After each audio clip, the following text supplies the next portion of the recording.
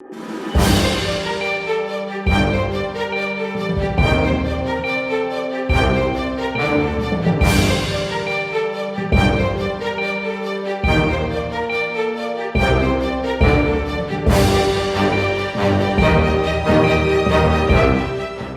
et messieurs, bonsoir et bienvenue dans ce 13h. Tout de suite, le sommaire.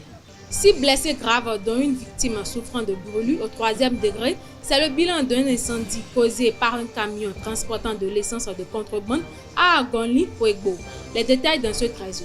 Les habitants de Baka dénoncent l'état impraticable de la route qui complique leur quotidien. Les détails à suivre.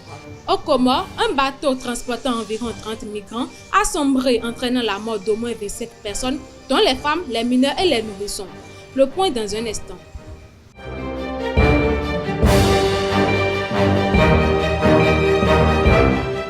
À nouveau, bonsoir chers internautes. Un incendie s'est déclaré ce mardi matin à Agonli-Huegbo, causé par un camion transportant de l'essence de contrebande dite Bayor. Le bilan fait état de 6 blessés graves, dont une victime souffrant de brûlures au 3e degré, mais aucun décès n'est à déplorer selon le maire de Zanyanado, Justin Kaneko. Les dégâts matériels sont également conséquents, démentant les informations de décès initialement relayées sur les réseaux sociaux. La société béninoise d'énergie électrique SBEE informe ses clients des perturbations dans la fourniture d'électricité causées par une baisse de tension en provenance du Nigeria. En réponse, la SBEE mobilise ses ressources nationales pour minimiser les interruptions dans les zones affectées, notamment à Parakou.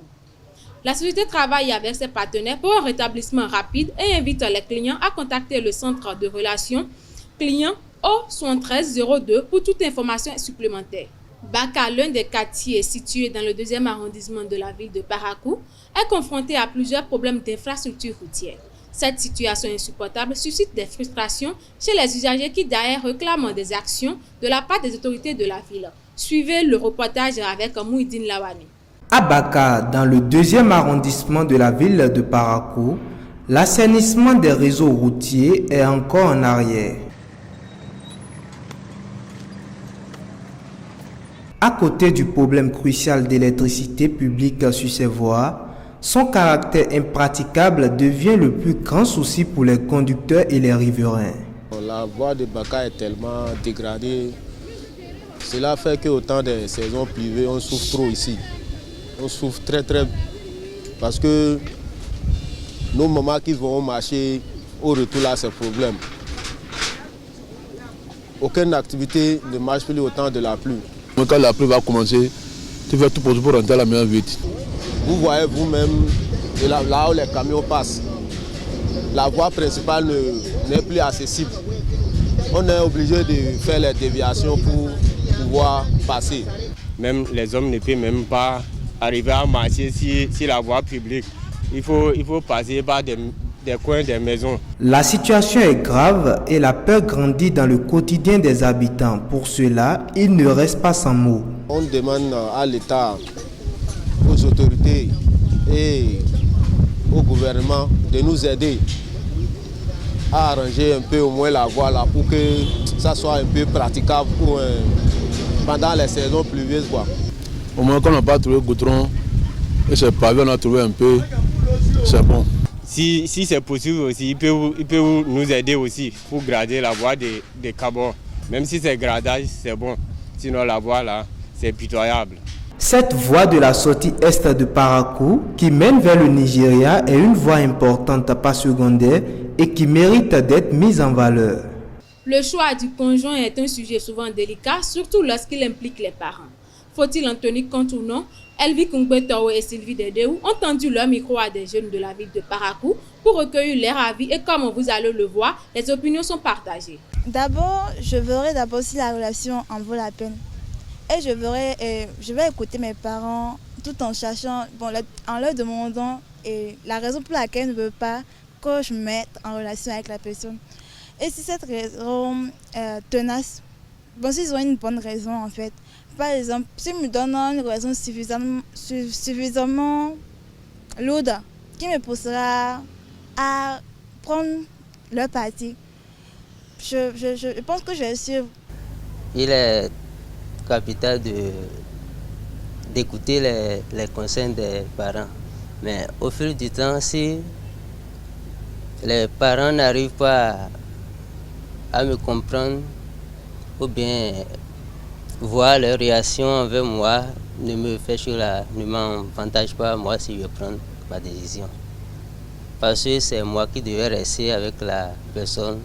Dans cette situation, je pense que la meilleure optique serait de forcer la relation. Parce que c'est vrai qu'en Afrique ici, les parents, leur mot a dit, mais je pense que c'est avant tout ma vie.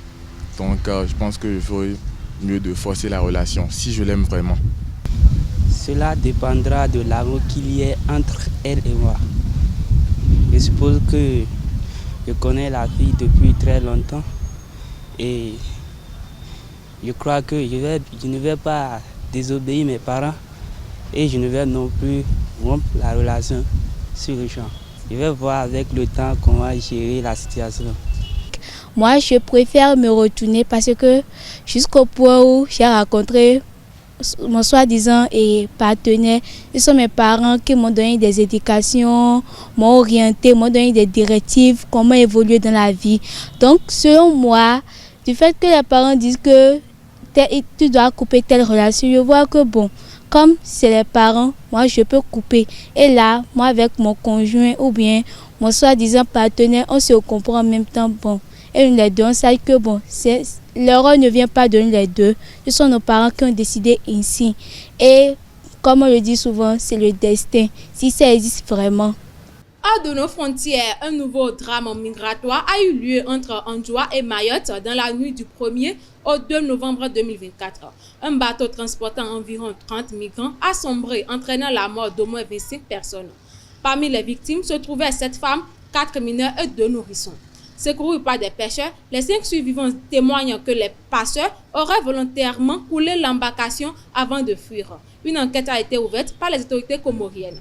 Le 17 novembre 2024, les Sénégalais se rendront aux urnes pour élire une nouvelle assemblée suite à la dissolution du Parlement décidée le 12 septembre par le président Bassirou Diomaye Faye. Ce scrutin vise à renouveler un Parlement encore dominé par l'ancien camp au pouvoir depuis les élections de 2022. À moins de 2 semaines de l'élection, plus de 260 000 cartes d'électeurs restent cependant non retirées, ce qui pourrait influencer la participation. Espoir pour finir, la trêve internationale de novembre 2024 marque une étape importante pour les Guépards handballeurs du Bénin en vue des préparatifs pour Rwanda 2026. Le comité exécutif de la FBHB a ainsi programmé un stage pour l'équipe nationale senior masculin du 7 au 10 novembre. Ce stage sera ponctué par 2 matchs amicaux face aux éperviers du Togo, prévus les 9 et 10 novembre au Hall des Arts de Cotonou. Les Guépards du Bénin sont sur le point de jouer 2 matchs décisifs pour se qualifier à la Coupe d'Afrique des Nations 2025 prévue au Maroc. En novembre, ils affronteront le Nigeria à domicile le 14 et puis la Libye en déplacement le 18. Ces 2 rencontres marqueront la fin des éliminatoires du groupe 2 où le Bénin occupe actuellement la 2e place avec 6 points derrière le Nigeria. Le moindre faux pas pourrait mettre en péril leur qualification. Les supporters béninois suivront de près ces confrontations, espérant voir leur équipe atteindre la phase finale de la CAN. C'est tout pour ce 13h. Merci de l'avoir suivi. Très bon après-midi à vous et à très vite.